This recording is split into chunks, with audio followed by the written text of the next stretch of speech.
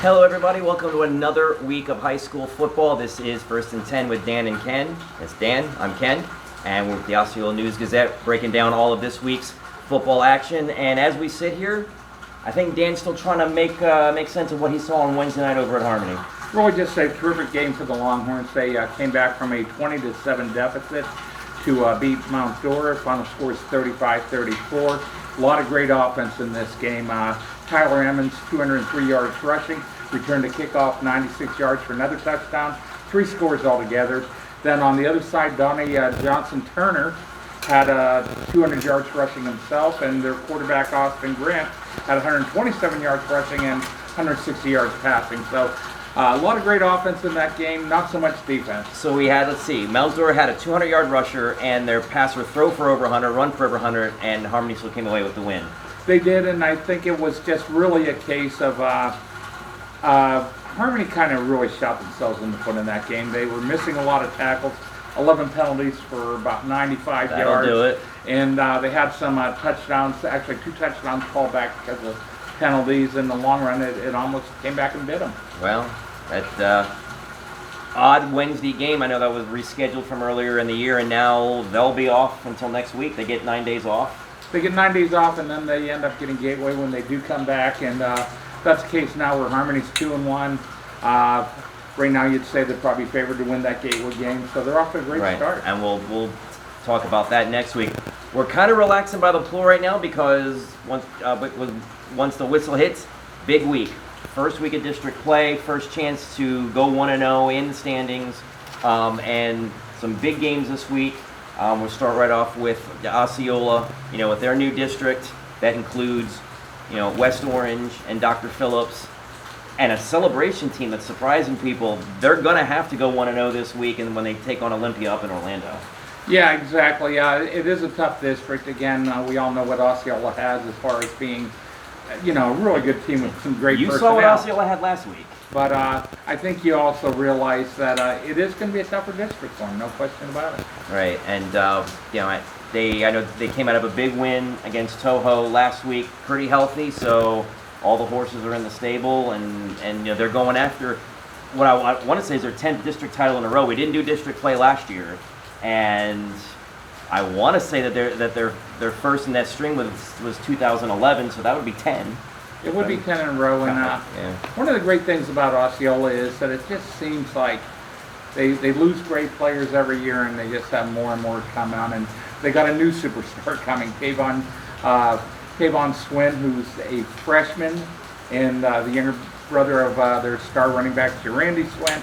But this kid really showed some stuff against Toho the other day. He had 2 long touchdown runs, and he is fast. He has some quicks to him, and he will be a star. Gotcha. I mean, all the starters that they brought back from that team that went to the 8A title game last year. So, this is the start of another trek to winning another district title. That's a game I'm going to be at. The game you're going to be at is a celebration team that probably has people's attention at this point. They really do. Celebration traditionally has had just say they've been down for a long period of time. Maybe a lack of people's attention. Maybe. 1 in 8. They've had 1 winning season in 18 years, and that was 4 or 5 years ago. And yet they're off to a 2-0 start. Their new coach, Rich Pringle, has them believing in themselves. And even though they played some lesser competition in the first 2 games, they came away with 2 huge games. They also have a budding superstar in the running back in O'Neal Sonatis, who for just 2 games, 568 yards rushing and 10 touchdowns. 10 touchdowns, 2 games. Yeah, got my attention. So one of the things that 7 touchdowns last week against Lake Region. If I remember I forgot to bring a football helmet to a football show. So, but he would get my helmet sticker of the week. I think he would, and again, this is a kid who may be surprising a lot of football fans in the area, but it doesn't surprise his head coach, Rich Pringle. He told me when I took this job, I looked at the tape of him from last year, and even though I didn't see him live, he goes, I looked at that tape and I go, we may have the best running back in the county here. He is that sold on his ability. He goes, he wasn't schemed properly last year. He didn't feel he was used properly last year. And I go, we're going to put him in the position to excel So far, so good. I saw him in the kickoff classic against St. Cloud. He runs hard. He runs downhill. He runs angry. Yeah, he's a junior, so we'll get to watch all this again next year. Another game that's in county, that's a big district game. St. Cloud looking to get off to a good start in their district. They're playing Melbourne. They're in Class 7A. They got to get some things figured out on offense, though. They really do. I mean, they've played 2 games and they've scored a total of 9 points, and One touchdown, averaging 84 yards a game on offense, and that just is not going to get it done in district play. Yeah, I know they've been missing a couple kids on the offensive line. Still trying to find who the real starting quarterback is. I mean, I know they went through this a couple of years ago when they got off to a rough start and ended up finding Garrett King in about the 4th or 5th week of the season. So I know it's between Garrett's little brother Logan and Jarrett Moorhead, the senior who came in from Connecticut. Connecticut, yeah. So they gotta find that. The other district game that's in town here, it's Class 6A, District 6A 10, Gateway, off their first win of the year. They picked up a win over Lake Liberty last week, but they're gonna take on O'Galley. It's kind of a tough. It really is a tough ask in your first district game. It really is, and the win over Liberty, it was a good win for the program, one they had to have. But by the same token, I think he knows that they're going to be facing a much tougher opposition this week. And talking to Marlon Roberts last night, he just told me that we're going to go out there, we're going to try to do the best we can, and hopefully not get anybody hurt, and try to stay with them. So right, we'll see what happens. They're in a kind of a tough district that also includes Auburndale and Lake Wales. One thing about Gateway, though, thing that I do want to mention is they're starting to find a pretty good little running back in junior LaQuavian Pinellas, who I believe is the nephew of head coach Eric Pinellas at Osceola. But he's had 2 pretty good games now, and he's putting up some numbers. Gotcha. A game that, to my understanding, is on Thursday on the schedule. Tohoku-Caliga. Yeah, it's funny. Yeah, they're off that blowout loss to Osceola. They did follow a blowout loss to start the year against Lake Minneola with a win over Gateway. So following their track, blowout loss win, blowout loss. Maybe they got a shot up in Orlando tonight against Oak Ridge. Oak Ridge, and Oak Ridge, like Toho, is 1-2 on the season. Again, when it's so early in the season, it's hard to know whether that's a good 1-2 team or a bad 1-2 team as far as the opposition. But it's going to be a situation, I think, where Toho has a very young team. They lost a lot of talent from last year for several reasons, graduation and transfers. So Coach Higgins is dealing with a really tough situation there, and he's trying to build a program. That's the best way to put it. I know his starting quarterback went down in that Lake Minneola game.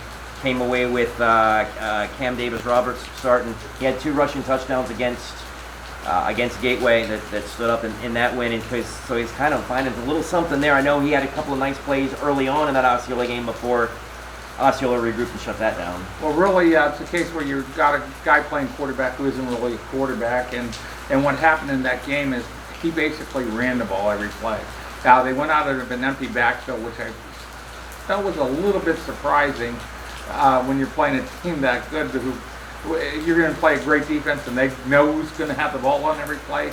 Makes it a little bit difficult, but again, I think there were some other reasons for doing that. Kind of sounds like Davis-Roberts was running the Wildcat, but he's the Tiger. good See what point. I did there? Yeah.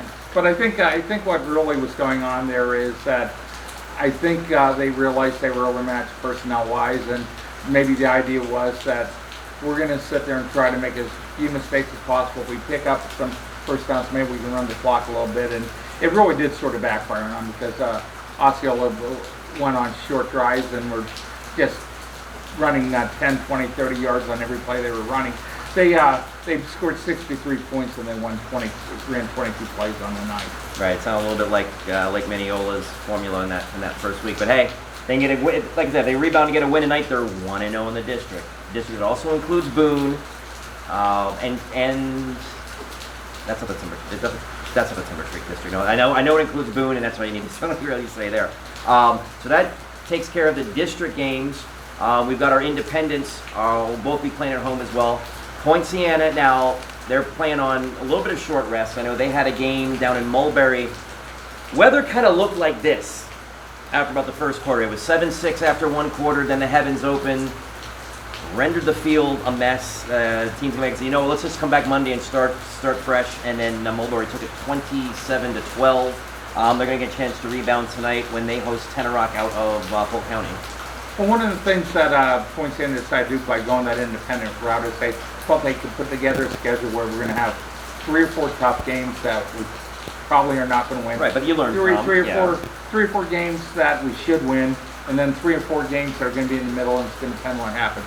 I have a feeling at the beginning they kind of felt this was maybe a game that they should win, but the other part of it is Tenorock looks to be a better team than they were the year before, where they didn't put a lot of W's on the board. So this game could be in that toss-up range, and we'll see what happens. Gotcha. We'll see if they pick up their first win. The other team that's also looking for their first win, Liberty.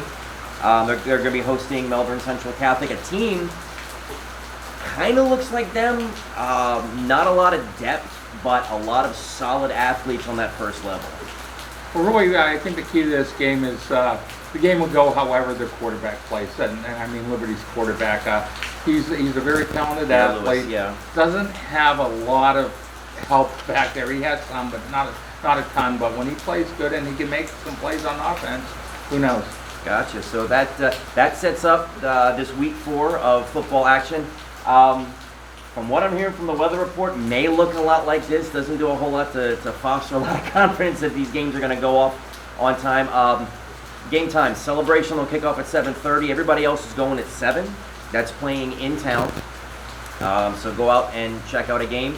Like I said, big district game tonight is going to kind of set the table where if these teams are going to have a shot at making the playoffs or not. So yeah, these are games where everybody's opponent has everybody else's attention. So that's your wrap up. Again, this is First and 10 with Dan and Ken. He's Dan, I'm Ken. Thanks for tuning in. You can be able to catch all of our football action at AroundOsceola.com and in print on Thursday. So thanks for tuning in, and take your umbrellas and your ponchos, but go catch some football. Absolutely, Ken. And again, high school football is just fun to watch. That game last night with Harmony was just a pure joy. And it's just something I encourage all our local fans to do, is go out and catch a game. Yeah, we get these games done in 2.5 hours. That's the other thing. And yeah, it's pure football to me. So I enjoy it as well. And so you enjoy it too. Like I said, just try to stay dry. And thanks for tuning in.